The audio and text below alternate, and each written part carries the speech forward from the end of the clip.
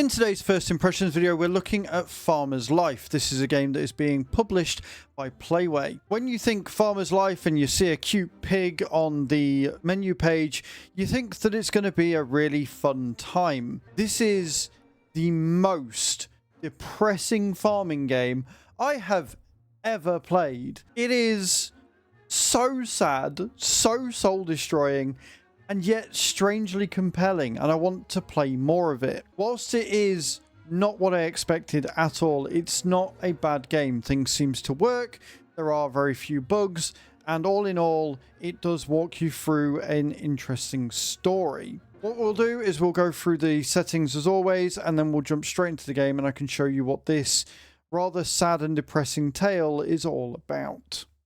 Your settings then. I'd also like to point out that the transitions between settings and game modes and things are all really cool. It's a very nice bleeding or merging or even burning effect, and it works really well. For your settings though, you've got your general, you've got your resolution, you've got your display mode, you've got VSync on or off, you've got visual quality. It started me on very high.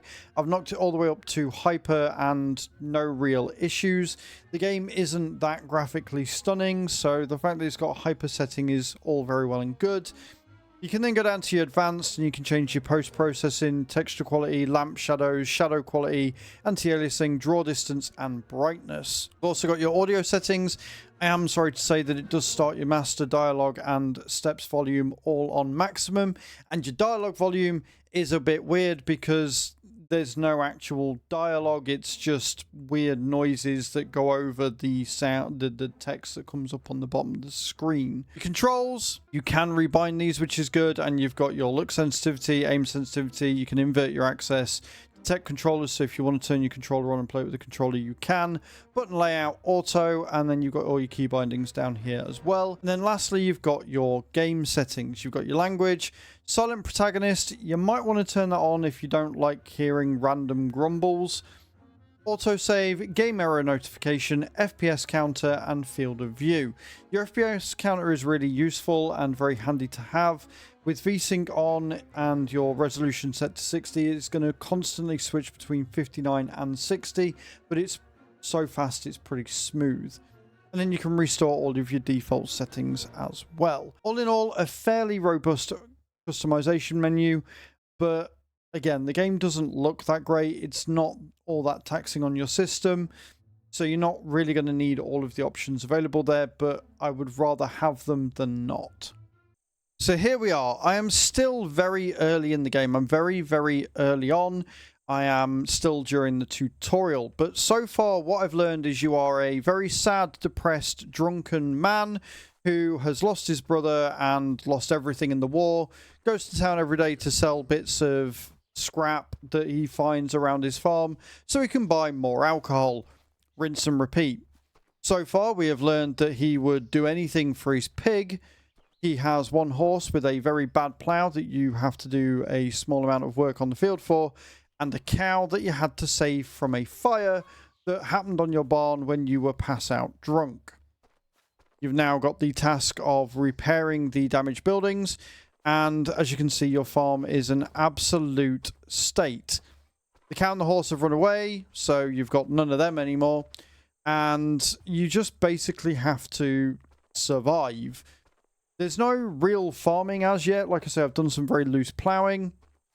I don't know if as the game progresses you grow your farm and you are able to do more things, but for the moment, as long as you keep watered, keep fed, keep rested, and keep your overall health in good nick, you're generally going to be all right. You do learn some more tidbits about the farm and about his life as you go through. Depending on where you walk, you will have cues that will come up with text on the screen, but overall it is a very, very sad existence. So I have the task of looking for planks to repair the damaged buildings. If you follow Fluffy, your trusty pig, she will take you exactly where you need to go, and if that isn't enough, you can press C on your keyboard to get a landlord view and see how and where it is you need to go. When you get to where it is you need to go, the items will highlight for you so you can pick them up, and you've basically followed the instructions on the screen to be able to do what you need to do. So we're going to open this up. And then we're going to pick some of these and put them in your bag. You can hold 55 of each type. And you do get over encumbered. So you do have to be careful of that as well. As you can see, we've got some sandwich, we've got some water, we've got some apples, and we've got our wood. So I'm going to take these across. I'm going to take just a couple since we are only a little bit over encumbered. And then we're going to take them to the damaged building, and we should then hopefully be able to repair it and move on with our lives. So we're going to repair and just hold. Very simple. There's nothing overly outrageous with this, which is good. And as you can see, he's already wanting to just go straight back to the village to buy some more alcohol, because this man is clearly an alcoholic with a problem. It is a little bit concerning, and it does make me more than a little bit worried. So please make sure you're, I'm assuming, in good mental health before you start playing this game, because otherwise you're probably going to spiral. It's quite bad. Right, we need to go and get some more planks. Now, as you can see from this as well, he clearly knows that he has a problem. He knows he's got a drinking problem. He knows he needs to get it sorted out, but he doesn't want to because, as he quite rightly just pointed out, what else is there to do when you're on your own in a shit tip with nothing to do but drink, I guess? I will continue to say that this game was simply not what I expected. I expected something maybe a little bit more lighthearted, some more actual farming as opposed to whatever this is. We've got to repair all of the buildings and make sure everything is fine. Which is interesting because I can't see. Oh, I better know why. I would assume we'd need metal sheeting for this, but we will see. So you can pick up the ladder and move it. Take the ladder here. And then we put it here. And then we climb up here in the most safe way possible. At totally not a dangerous angle. Yeah, so we need metal sheets. And then the building will be repaired. So we're going to take all of these back because we definitely do not want to be over encumbered. And we're going to take the metal sheets. And I don't know. Interesting, the metal sheets don't actually weigh as much as the wood, which is somewhat shocking and surprising.